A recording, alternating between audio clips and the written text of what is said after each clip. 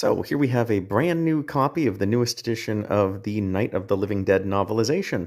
This is the very same novel published in 1968 to coincide with the release of the film, written by John A. Russo, one of the two original writers of Night of the Living Dead.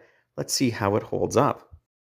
First off, you can see that classic quote there on the inside dust jacket. Very nice choice of red here for these pages as well.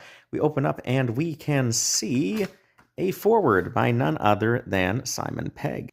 This one just briefly details the significance of Romero's Dead films and the social significance of Night of the Living Dead.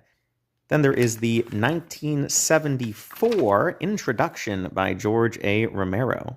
In this one, Romero describes the nature of independent filmmaking and the origins of the film, as well as explaining some of the creative decisions that were made during production.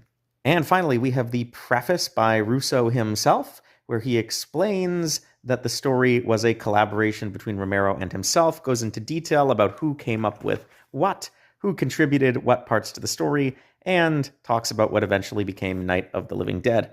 All the details that Romero and Russo share in these parts are enlightening as well as interesting. Now, what about the rest of the book? Well, for the most part, this story is beat for beat the same as the film. Our main characters are exactly the same. We have the unfortunate brother Johnny, the catatonic Barbara, and the competent but hot-headed Ben, as well as the cowardly Harry, among others.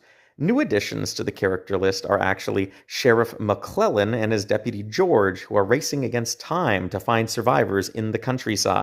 If the book had one definitive edge over the film, it's that it's not constrained by a budget.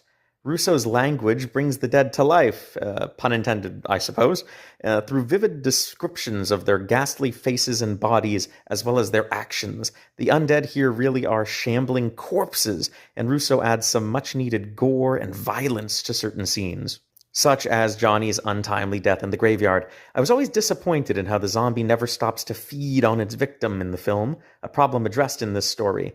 Russo's description of the incredible resilience of these monsters, shrugging off blows to the body as well as bullets, is a joy to read. Overall, this is a great adaptation.